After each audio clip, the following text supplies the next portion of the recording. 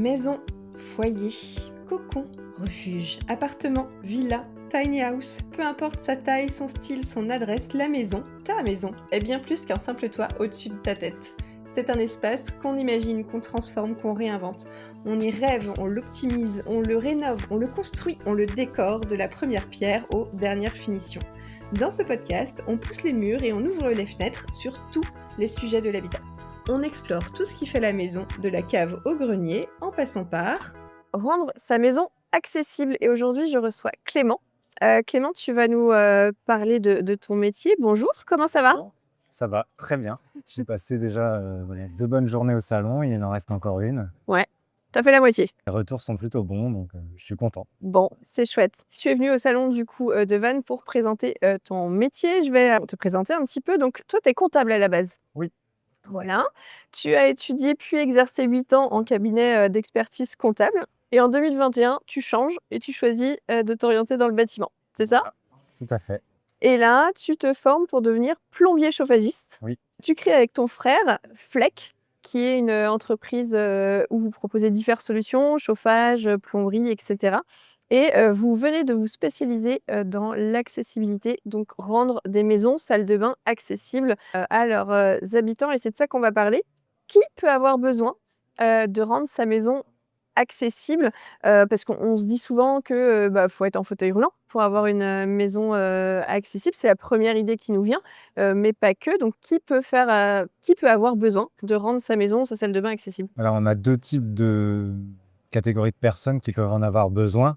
Ça peut être soit une personne qui a un accident de vie. D'accord. Ça peut être notamment, là j'ai le cas par exemple d'une personne qui a eu un AVC récemment, donc qui se retrouve paralysée entièrement du côté gauche. Se D'accord. retrouve en fauteuil et pour le coup, il faut complètement réadapter sa maison. Ça peut être aussi des personnes qui sont nées handicapées et qui ont besoin, pour l'acquisition d'un nouveau logement par Oui. exemple, d'adapter leur logement. Coup de cœur sur une maison et en fait elle est pas adaptée, mais on a le coup de cœur, on peut aussi faire les travaux. OK. D'accord, donc accident. Et est-ce que une personne qui sait qu'elle veut vieillir chez elle peut aussi demander à faire ses travaux pour rester le plus longtemps et adapter tous les espaces pour qu'elle puisse circuler? Oui. C'est aussi ça. Oui, c'est aussi ça. OK. Donc on parle souvent de la norme PMR. Donc PMR, ça veut dire quoi? Est-ce que tu peux nous expliquer? Ça veut dire personne à mobilité réduite. OK. Donc en fait, c'est des personnes qui ont plus de difficultés à se déplacer. Ouais. Et qui ont besoin justement d'avoir des espaces de passage plus conséquents que la normale. Oui. Notamment sur le passage des portes. Ouais. C'est la principale source de problème dans une maison quand on devient handicapé. Oui, parce qu'on a beaucoup de maisons, par exemple, dans les années 60-70, qui étaient des portes de 73 centimètres. Oui. Aujourd'hui, on pose... Même des 63. C'est vrai. Voilà, donc Ouais, ça, c'est 63, hyper ça ne étroit. passe pas. Non, effectivement, c'est très étroit. Et tu me disais tout à l'heure, avant qu'on démarre, il y a aussi, donc il y a pour la personne qui a un handicap, donc ça peut être fauteuil, mais ça peut être aussi difficulté à se mouvoir, une canne, ou être un problème de vue. Mais c'est aussi qu'on a besoin d'aide. Et le passage, il est aussi dû à ça, parce qu'on a besoin de se faire accompagner. C'est ça, hein? C'est ça. En fait, on pense surtout à la personne handicapée, mais en général, elle est tout le temps accompagnée d'un aidant et pour l'aidant, il faut que ce soit aussi le plus facile possible. Donc notamment, moi, dans les réadaptations de douche, la robinetterie doit être adaptée aussi à l'aidant pour qu'il puisse procéder à la toilette aussi de manière la plus simple possible. Tout à fait. Oui, et puis, tu me diras si je me trompe, on a ces portes douches, par exemple, c'est une porte de douche en bas pour protéger les dents, des demi, c'est ça, hein, pour qu'on puisse aider par-dessus, c'est ça? Oui. Ça fait partie des équipements que tu Oui. peux avoir à installer. D'accord. Oui, penser la vie de la personne qui, du coup, devient dépendante et le confort de ceux qui aident, soignants ou proches, en fait, c'est ça? Et là-dessus, on a un gros travail qui est fait par l'ergothérapeute. D'accord. C'est quoi un ergothérapeute? Un ergothérapeute, c'est la personne qui vient donner des conseils et donner des plans D'accord. pour l'adaptation de sa maison aux normes PMR. Moi, j'ai une personne que j'accompagne justement qui a eu un AVC. Ils ont rencontré très très vite l'ergothérapeute qui est venu chez eux, a regardé les plans de leur maison, leur a proposé des adaptations et après, cette personne-là est revenue vers moi pour me demander d'aller établir un devis et d'accompagner la personne dans de sa maison, notamment sur la partie douche et WC. D'accord, donc en fait, c'est, un ergothérapeute va faire un petit peu le lien entre les besoins du Oui. client du client patient, parce qu'elle, c'est son patient, qui a des besoins, mais des fois, on ne sait pas toujours les exprimer et puis, en plus, quand c'est accidentel, on ne se rend pas compte, peut-être, Oui. tout de suite de l'impact et des besoins. Donc elle est là un peu pour traduire les besoins vis-à-vis d'une pathologie. À toi, professionnel, qui va, faire les travaux, quoi, Oui. pour décider ce qui va être fait aussi. C'est ça. D'accord. Ah, super intéressant. Est-ce que c'est possible, d'adapter une maison à des normes, ou à, des facilités, sans faire de gros travaux? Parce que comme tu disais, les normes PMR, donc pour adapter les espaces à une personne à mobilité réduite, c'est souvent les espaces de passage, c'est souvent ces ronds qu'on voit sur les plans de maison qui font 1,50 m et qui font râler quand on est obligé de les mettre en location ou autre. Est-ce qu'il y a des solutions ou on est obligé de tout casser? Alors, c'est très compliqué parce que, aujourd'hui, bon, déjà avant, mais je pense qu'encore plus aujourd'hui, les mètres carrés coûtent cher, Oui, tout à fait. très, très cher. Donc, on ne privilégie pas la Oui. suite, on privilégie l'instant T où on est en forme Oui. et on va mettre plutôt 3 ou 4 mètres carrés de plus dans notre pièce de vie, plutôt que de mettre 3 ou 4 mètres carrés de plus dans les WC et dans la salle de bain. Oui, forcément. Oui, c'est un peu frustrant d'avoir, Un peu des frustrant. toilettes en mode salle de bal. En discutant justement avec l'ergothérapeute la semaine dernière, elle me dit: «Pour tout vous dire, moi j'ai construit une maison il y a 2 ans, je suis ergothérapeute et je me suis pas mis aux normes PMR, pourtant, j'aurais dû.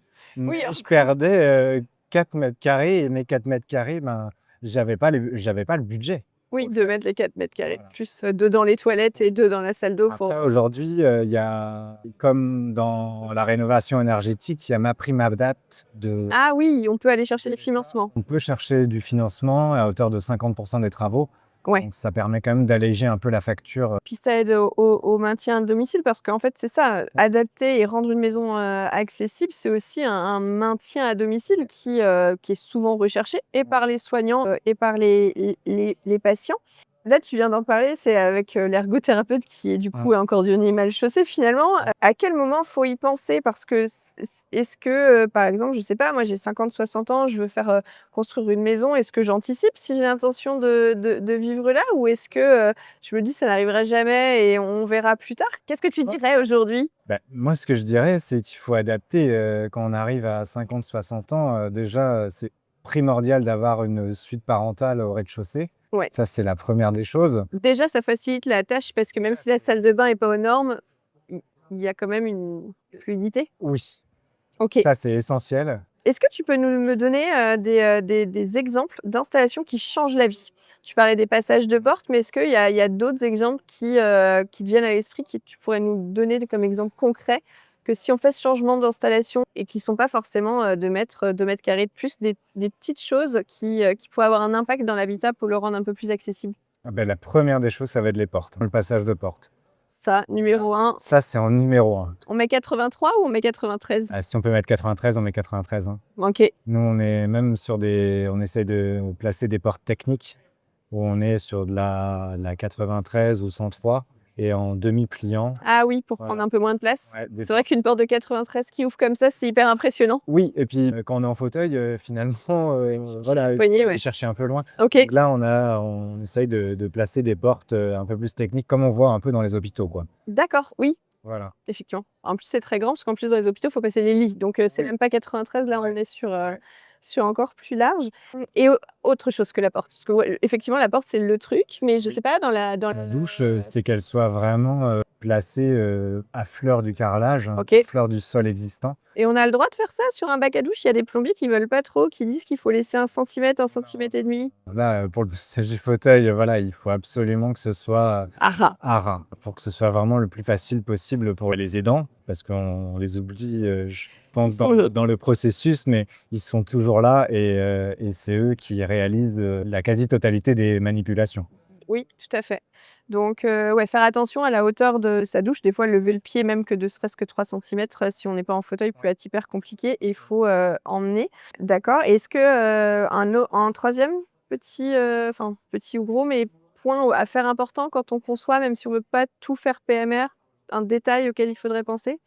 Après, c'est toute la robinetterie, de la prévoir aussi en conséquence Ouais. ou au moins de pouvoir anticiper les réseaux pour pouvoir les déplacer. Voilà, essayer de réfléchir à si on doit adapter, Que ce soit pas le plus voilà, que ce soit le moins coûteux possible. Même si on ne peut pas, là, dans l'immédiat, peut-être, adapter, mettre aux normes PMR, oui, c'est de le prévoir, que ce soit facile à après à faire. réaliser. Ouais et j'avais une question parce qu'en fait, quand on construit sa maison, même si on veut, vieillir dedans ou qu'on refait une réno, de toute façon, on est d'accord, notre meuble vase qui sera jamais à la bonne hauteur. Non. La cuisine ne sera jamais à la bonne hauteur, donc ça fera partie mais ça, c'est du mobilier, c'est des choses qu'on peut changer plus facilement, c'est ça? C'est quoi Exactement. les hauteurs? Parce qu'un plan de travail, c'est 93 Ouais, les plans de travail hauts sont à hauts? 93, Ouais, on démarre entre 90 et 93, OK et pour, si on était en PMR? à 85. OK, C'est pas beaucoup, beaucoup plus bas, mais c'est ça change beaucoup de voilà, choses. ça change beaucoup de choses parce que, voilà, et on n'a pas de meubles en dessous, hein, en général sur les D'accord. robinetteries, du coup, c'est pour passer le fauteuil Oui. et on a des vasques qui sont, très plates. OK, donc oui, il y a plein de choses, les fournisseurs de matériaux de plomberie, les grandes enseignes, elles ont des collections spéciales, hein, on est d'accord? Oui, Ouais, c'est les poignées et tout, tous mes fournisseurs ont, leur catalogue spécialisé, pour en les mobilité réduite. oui. OK. Donc on peut faire des projets sur mesure, pour vraiment adapter, puis ça dépend aussi de j'imagine de la pathologie. Donc tu es, labellisé Handibat. J'imagine que ça permet d'aller chercher les financements dont tu parlais tout à l'heure. Est-ce que tu peux nous en dire plus sur ce que, garantit ce label et est-ce que vous accompagnez dans les démarches? Comment ça se passe? Parce que j'imagine que c'est comme toute démarche pour aller, chercher des financements, ça doit pas être très simple? C'est le parcours du combattant. Ouais, c'est ça et vous accompagnez vos clients? On Ouais, accompagne nos clients sur, bon, la partie réalisation, ça c'est forcément. sûr, et après sur, nous, on peut leur garantir justement avec le label Handibat, Ouais, qu'ils seront éligibles en tout cas aux aides. d'accord. Alors on a Primad'Apt, qu'on a évoqué tout à l'heure, et après on a, justement toute la partie, aide financière, qui peut être proposée par l'État en fait, hein. D'accord.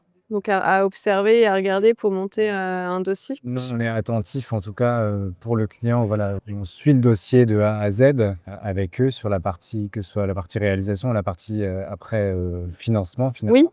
et donc vous faites des devis et vos factures sont aussi proposées, j'imagine, parce que c'est ça qui donne les bases, pour le financement.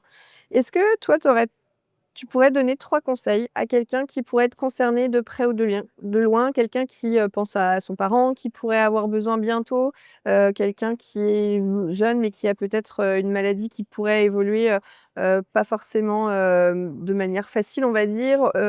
C'est quoi les conseils que tu, donnerais à quelqu'un qui lance un projet de neuf, de réno, pour penser à ça quelque part?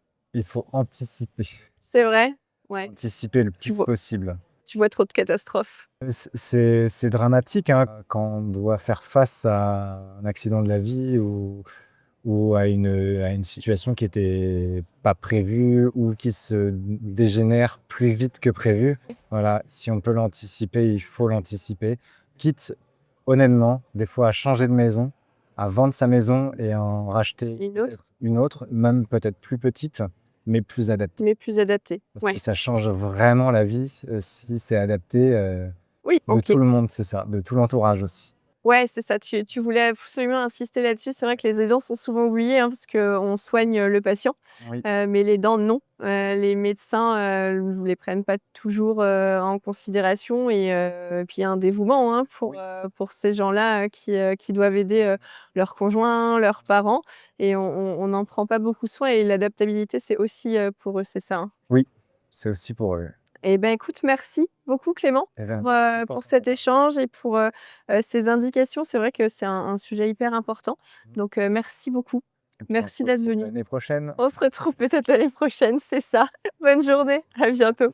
Merci d'avoir écouté ou regardé cet épisode. S'il t'a plu, tu peux aller mettre 5 étoiles sur ta plateforme d'écoute préférée. Tu peux aussi t'abonner pour ne pas manquer le prochain épisode qui arrive bientôt. Si tu as un projet pour ta maison ou ton appartement, tu peux demander à être mis en relation avec des professionnels locaux, des professionnels Viving qui pourront t'accompagner pour le réaliser. Pour cela, rien de plus simple, il te suffit de faire une demande sur le site viving.fr et tu seras recontacté. Retrouve le lien directement en description de cet épisode. Moi je te dis à bientôt pour un prochain épisode.